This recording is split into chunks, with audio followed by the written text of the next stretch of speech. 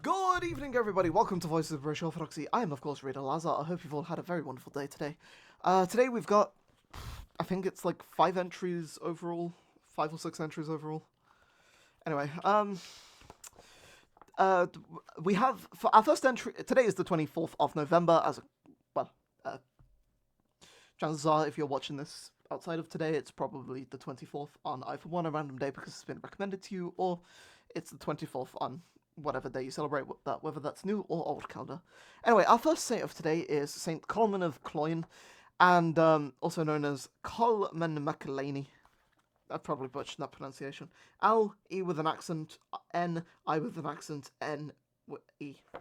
And he's from the 7th century. So I found this icon does come up if you look for an icon. It looks in this like grey area where it's like it doesn't seem to be AI, and it probably isn't. It's probably not AI. It's kind of like that interesting like British style that you might kind of see in some churches, like certain Greek parishes, like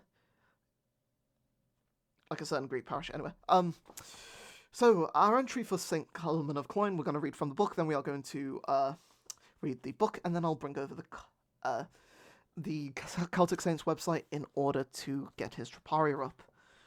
Unfortunately, St. Colman of Cloyne flourished at a time for which little contemporary written history is still extant, and as far as is known, no life of St. Colman was ever written. Therefore, we are left to rely upon a diverse source of materials, including a tale known as Conal Cork and the Corco-Loigda. And then it says in brackets C.700 or earlier, close brackets, which survives only part as the Irish genealogical tract in MS Lord 610, brackets, now in the collection of the Bodleian Library at Oxford University, close brackets, and includes a few notes on St. Colman with the addition of information gleaned from first annuals, genealogies, mortologies, and even 19th and 20th century hagiographies. As far as known, St. Colman was born in Cork, C.522 to 530 is in brackets, and whilst it is unclear whether he was raised as a Christian, it is certain that he was a man of substantial education. St. Colman spent the first 48 years of his adult life, as a poet at the court of Cashel, a position in which he acquired great fame. St. Colman was one of the earliest known Irish poets to write in the vernacular, and extant works by him dating from the late 6th century are amongst the earliest examples of Christian writings in the Latin alphabet.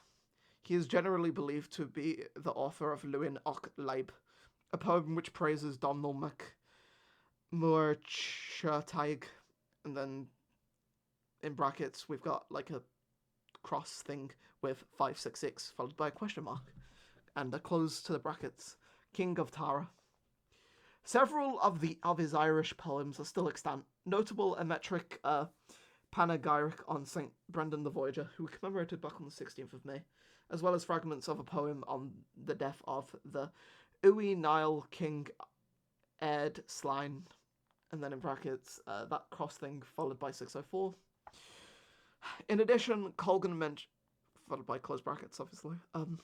In addition, Colgan mentions a metrical life of St. Senan, who is commemorated on the 8th of March, authored by St. Colman. According to tradition, Saints Colman and Brendan the Voyager, bracket 16th of May, settled the dispute between rivals to the throne of Cashel in 570 with AODH CAO and then space CAOMH. So AODH space CAOMH, being crowned the first Christian king of Cashel by Brendan the Voyager. At the time of the coronation, the lost shrine of St. Elbavemlu, who's commemorated on the 12th of September, was discovered by St. Colman and several others. This experience, coupled with advice from Saints Brendan the Voyager and Ita is commemorated on the 15th of January, by the way, prompted St. Colman to receive monastic tonsure. St. Brendan tonsured St. Colman and sent him to study under St. Jarlath, who we would have commemorated back on the 6th of June, at his school at Toam in present-day County Galway. St. Colman went on to found the monastery of Cloyne Oama, from which the Roman Catholic diocese of Cloyne grew, which, with St. Colman serving as its first bishop, Cloyne soon acquired a reputation as a place of great learning, and was praised in the Triads of Ireland as a centre of legal studies. After many years of fruitful evangelical work, St Colman reposed 24th of November, c. 600, and was most likely buried in his monastery in Cloyne. St Colman is now the patron saint of the Roman Catholic Diocese of Cloyne, and its cathedral in C-O with an accent BH, with his feast day listed as the 24th of November in both the Filera One Guso and the Martyrology of Donegal. Right, I'm going to bring this forward while I do. Part of the reason is also just because I would rather the thumbnail just be these two. Anyway, his group chat entry is St Colman of Cloyne, first bishop of Cloyne, bracket c. 600. Born in Cork in Ireland, he was a royal bard at the court of Cashel. He was baptised by St Brendan, became a monk, was ordained priest, and preached in Limerick and Cork. Finally, he founded the Church of Cloyne and became its first bishop. Right, as you can see, he has a Troparion in the 8th tone. Leaving thy post as a bard of Cashel and embracing thy monastic life, O Father Colman, thou didst employ thy God-giving poetic talents, teaching our holy and saving faith. Wherefore, O Saint, pray to God that he would bestow again the gift of works, that the faith may be taught in these islands for the salvation of many souls. And to be fair, that's also the same in the book. Right, there are AI icons of this saint, by the way, but we'll talk about that when we get to it. Anyway, our next saint of the day is St Eanfleda of Whitby, and she is from the 7th century. Queen Eanfleda was a daughter of King St Edwin of Northumbria, bracket 12th of October, so we commemorated him back then, and his wife, Queen St Ethelburga of Kent, bracket 8th of September. On the night of her birth, an attempt was made on the life of her father, who vowed that if he recovered from his wounds, he would become a Christian, and consented to the baptism of St Eanfleda, regardless of his survival. Shortly afterwards, St Eanfleda was baptised by St Paulinus of York, who commemorated on the 10th of October, who later baptised King St Edwin. When St Eanfleda was only 7 years of age, her father was martyred at the Battle of Hartfield Chase, bracket 633, after which her newly widowed mother, accompanied by St Paulinus, returned to Kent with her children. In time, St Eanfleda was married to King Oswiu of Northumbria, with their union resulting in the birth of St Eanfleda, who we commemorated back on the 8th of February.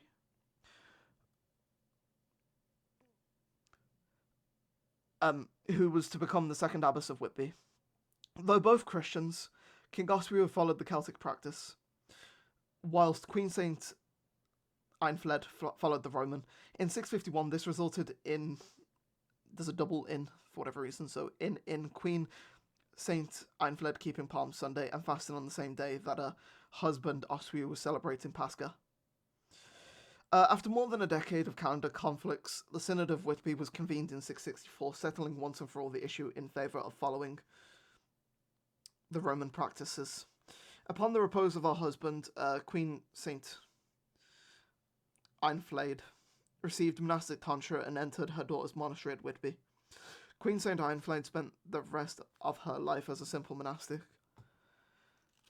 and reposed c. 700. She was buried in the Abbey Church at Whitby, near the remains of King Oswiu.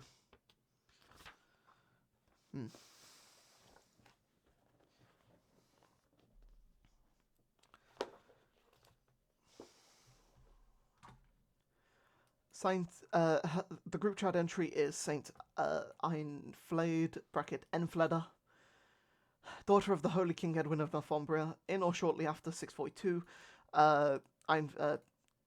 Eanfleda became the second wife of King Oswiu of Northumbria. After Oswiu's death in 670, she retired to Whitby Abbey, which had been founded by Hilda of Whitby. Eanfleda became the abbess around 680 and remained there until her death. The monastery had strong association with members of the Northumbrian royal family and played an important role in the establishment of Christianity in England. Next...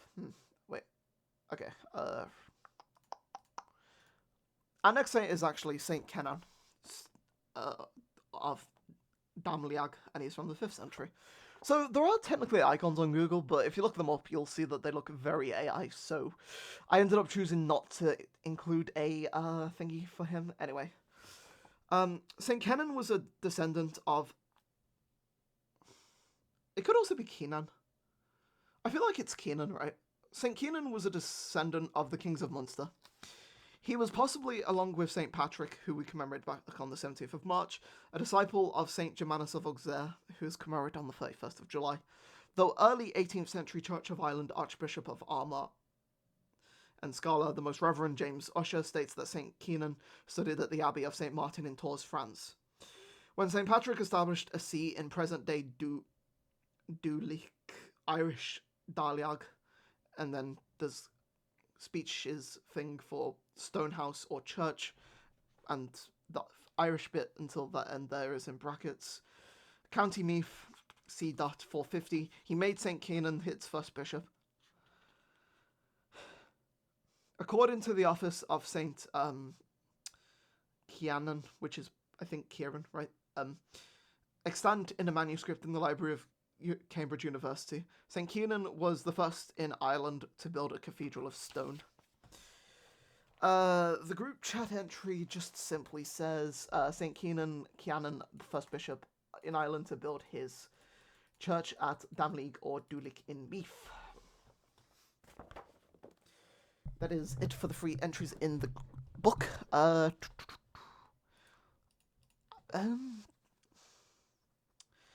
She's not in there.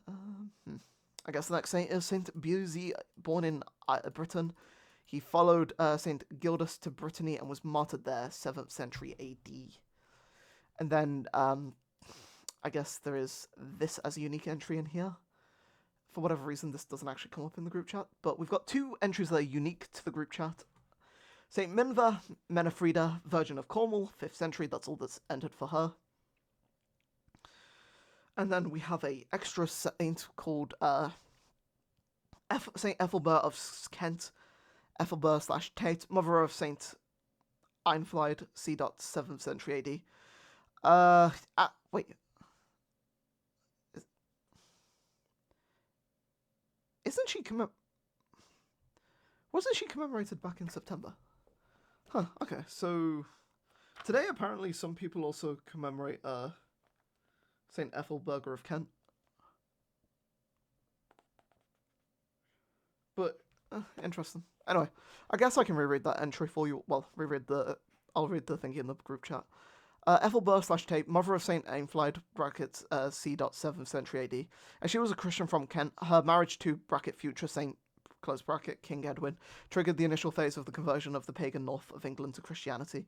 After Edwin's death at the Battle of Hatfield Chase in 633 AD, she returned to Kent. She then established one of the first Benedictine nunneries in England at Lyminge near Folkestone, which she led until her death, 647, where she remains. And where her remains were later venerated.